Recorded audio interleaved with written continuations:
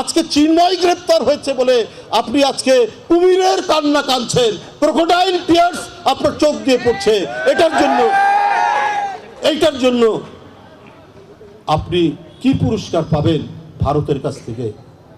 শেখ হাসিনা, আজকে ভারতের পররাষ্ট্র দপ্তর চিন্ময়কে মুক্তি দেওয়ার জন্য বলেন, কারণ ভারতীয় পররাষ্ট্র দপ্তরকে আমি বলি, এই শেখ হাসিনার পোষ্য সন্তান যুবলীগ ছাত্রলীগ যখন কিশোর বিশ্বজিৎকে হত্যা করলো, কই সেদিন তো আমরা ভারতের পররাষ্ট্র দপ্তর থেকে আমরা কোনো স্টেটমেন্ট দেখলাম না। তখন ভারতের পররাষ্ট্র দপ্তর নিশ্চুপ থাকলো কেন? যখন আপনার উত্তর পূর্বাঞ্চলের নদীর বাঁধগুলো ছেড়ে দিলেন, দিয়ে বাংলাদেশের উত্তর পূর্বাঞ্চল ভেসে গেল, ওখানে তো মুসলমানের বাড়ি শুধু ভাসেনি, হিন্দুর বাড়িও ভেসে গেছে।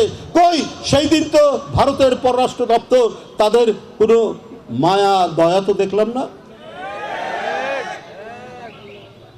আপনারা কি করছেন সেটা দেশবাসী জানে। যে চিন্ময়, যার নামে অভিযোগ আছে, সে তো বাংলাদেশের নাগরিক। তার অপরাধ করুক বা না করুক, না করলে আদালত সেটা দেখবে, অপরাধ করলে আদালত সেটা দেখবে। আপনাদের এত ইন্টারেস্ট হলো কেন? এখানে তো গত আন্দোলনে 2000-এর মতো শিশু, তরুণ, কিশোরকে নির্বিচারে হত্যা করলো যে শেখ হাসিনা, তাকে আপনারা সেখানে আশ্রয় দিলেন।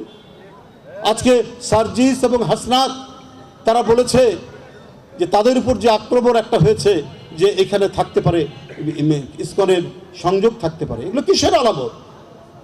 এগুলো কি ঘটনা হচ্ছে? আপনারা কি মনে করছেন যে আপনারা পার পেয়ে যাবেন, বাংলাদেশকে অস্থিতিশীল করবেন? এটা তো 18 কোটির দেশ। এই 18 কোটি মানুষের দেশে অস্থিতিশীলতা তৈরি করে আপনারা কিছু করতে পারবেন না। এদেশের মানুষ সচেতন, এদেশের মানুষ যুদ্ধ করে তাদের স্বাধীনতা এনেছে। ভারত তো স্বাধীনতা সংগ্রাম করেছে, কিভাবে নিজের জীবনকে উৎসর্গ করতে হয় নিজের দেশকে বাঁচাতে, এটা বাংলাদেশের মানুষ জানে। এখানে দীর্ঘদিন ধরে হিন্দু মুসলমান একত্রিত আমরা বসবাস করছি। হিন্দুদের পূজায় আমরা যাই, মুসলমানদের মানে ঈদ মিলাদুন্নবীতে আমার হিন্দু বন্ধুরা আসে।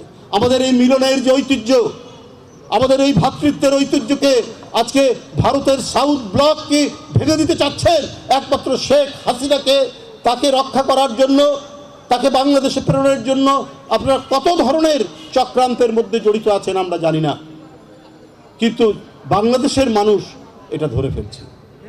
ভিডিওটি ভালো লাগলে পরবর্তী ভিডিও নোটিফিকেশন পেতে চ্যানেলটি সাবস্ক্রাইব করে পাশে থাকা বেল বাটনটি অন করে রাখুন।